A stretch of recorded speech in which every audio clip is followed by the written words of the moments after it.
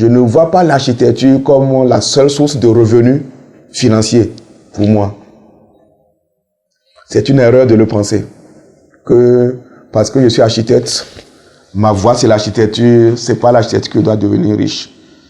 Si l'on pense comme ça, l'on peut passer à côté d'importantes opportunités.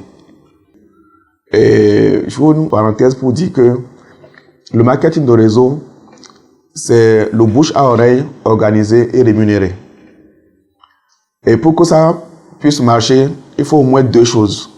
C'est qu'il y ait des produits de qualité irréprochable, que ce soit des produits renouvelables. En plus de ces produits, il faut qu'il y ait une société qui gère toute la logistique, le transport des produits, le stockage des produits, mais aussi et surtout le calcul des bonus et leur paiement effectif. La plupart des sociétés de marketing de réseau remplissent ces deux conditions. Mais dans ces conditions, ceux qui brillent dedans, et ça a été mon cas, je rends grâce à Dieu, c'est des gens qui ont un potentiel personnel et qui ont un engagement total. Et moi, je ne sais sauter que les deux pieds joints. C'est ainsi que dans ma vie, j'ai connu beaucoup d'échecs. Et quand j'échoue toujours lourdement. Mais Dieu merci, j'ai connu aussi des réussites. Et quand je réussis plutôt brillamment. Parce que je ne sais pas faire les choses à moitié. Et donc, par mon engagement et les capacités naturelles que moi j'avais, parce que moi j'aime les gens. J'aime les gens, j'aime communiquer avec les gens, j'aime partager avec les gens ce dont je suis convaincu. Que ce soit des concepts, que ce soit des produits, que ce soit des opportunités, j'aime partager. Ça m'a propulsé au premier rang, au niveau du Togo, du Ghana et du Bénin.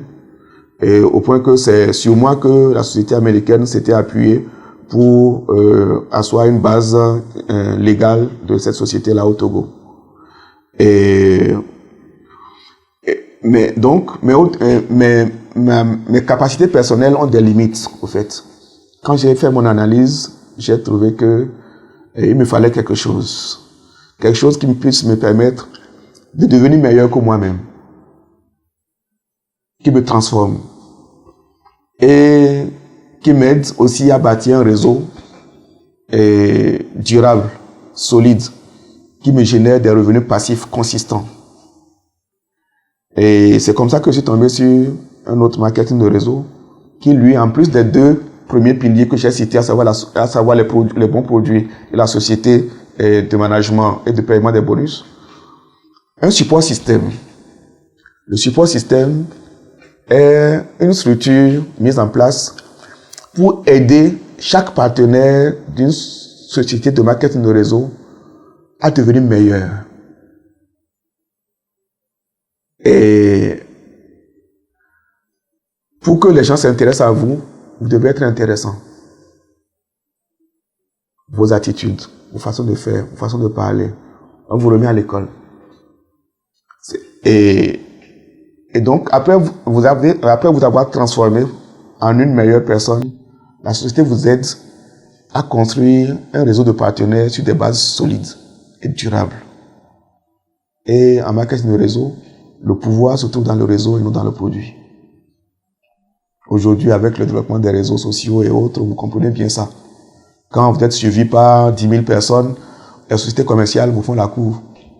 Parce que ce dont vous êtes convaincu, vous partagez à 10 000 personnes, c'est un marché important. Et donc, c'est comme ça que, depuis quelques mois, j'ai adhéré à une nouvelle société de marketing de réseau qui n'est pas américaine, elle est d'origine indonésienne. Je ne pourrais pas en dire plus, sinon je risque de faire de la publicité. Mais si vous me regardez bien, vous verrez bien sur moi des signes ostentatoires de ce dont je parle.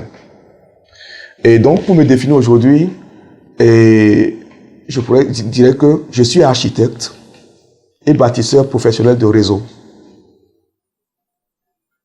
Parce que je le fais pas de façon conventionnelle, mais de façon professionnelle. Je prends des cours pour ça et je me forme pour être chaque jour meilleur de manière à bâtir un réseau véritablement solide qui aura des impacts pour moi-même. Je ne le cache pas parce que moi, j'ai pas la pudeur de dire que j'aime l'argent. J'aime l'argent parce que l'argent, c'est important. C'est important pour soi-même, pour sa famille, mais pour toutes les autres personnes qu'on peut aider avec l'argent. Mais la bonne nouvelle, c'est qu'il y a de nombreux chemins honnêtes, purs, par lesquels on peut gagner beaucoup d'argent. On n'a pas besoin de voler pour avoir beaucoup d'argent. On n'a pas besoin de tuer pour avoir beaucoup d'argent. Donc, moi, tel est mon choix. Alors, je me forme pour pouvoir former d'autres, être comme moi. Et à travers le marketing de réseau, donc, j'ai appris beaucoup de choses. J'ai appris, par exemple, que on peut classer les hommes et les femmes en 4 catégories selon leurs revenus. En 4 cadrans. Il y a les employés. Il y a les travailleurs autonomes. Il y a les propriétaires d'affaires. Il y a les investisseurs. Tout le monde, les jeunes vont à l'école. Leur rêve, c'est première catégorie, employé. Un employé. Il vend son temps, il vend son énergie, il vend sa liberté. Contre quelque chose qu'on appelle salaire. Que moi je me permets d'écrire salaire. Vous imaginez? Un air sale, ça peut nourrir quelqu'un? Non. Ça, je le dis à mes employés. Je leur dis que mon rêve pour vous, ce n'est pas de demeurer mes employés. C'est de devenir vos propres patrons au minimum ou de devenir propriétaire d'entreprise. Donc, je travaille actuellement à transformer mon cabinet, dont je suis l'entrepreneur, en une société que je possède. Pour donc devenir propriétaire d'entreprise, 3e catégorie. Les revenus que tout ça peut générer, avec ce que j'entreprends par ailleurs, ça me permettra de devenir investisseur, de manière à ce que la richesse que je crée puisse traverser plusieurs générations. Moi, aujourd'hui, à mon âge, bientôt 55 ans, j'ai besoin de quoi? Pas grand-chose. Mais mes enfants ont d'énormes besoins. Ma famille a d'énormes besoins. Ma communauté a d'énormes besoins. Mes petits-enfants viendront. Les enfants de mes petits-enfants viendront. Donc, tout ce que je fais aujourd'hui doit viser tout cela. Je suis originaire d'un village qui a à peine 25 000 habitants. C'est appelé à devenir peut-être 50 000 habitants de mon vivant, voire davantage. Est-ce que l'État peut les accompagner pour mettre toutes les écoles, tous les dispensaires, les hôpitaux? Si moi je peux apporter une contribution, ce sera une bonne chose. Donc j'ai besoin d'argent pour ça. Et donc là où la chance se trouve qu'on peut le gagner honnêtement, je suis prêt à me battre pour le faire. Voilà et comment je me vois. Mais l'architecture, c'est une passion. Car le métier, la profession d'architecte est l'un des rares métiers attribués à Dieu. Le premier architecte, c'est Dieu. C'est lui qui a tout conçu. Et l'architecte, c'est un concepteur. C'est un privilège pour nous, architectes, d'avoir une profession qui est la continuité de ce que Dieu même a fait. Donc, sans fausse modestie, c'est une grande fierté d'être architecte. Donc, je n'abandonnerai jamais ça. C'est un privilège. Et je ne renonce pas facilement à mes privilèges. D'autant plus que, par mes origines, extrêmement modeste. Même si j'ai eu la chance d'avoir des parents très aimants et très intelligents qui m'ont mis sur la bonne voie. Selon mes origines, j'étais bon, si on programmait les gens à leur naissance, j'étais bon pour devenir, dans le meilleur des cas, instituteur ou infirmier dans un village reculé. Mais aujourd'hui, me voici architecte dans la capitale. Donc, on ne renonce pas à ça facilement. Mais il y a d'autres choses qu'on peut faire.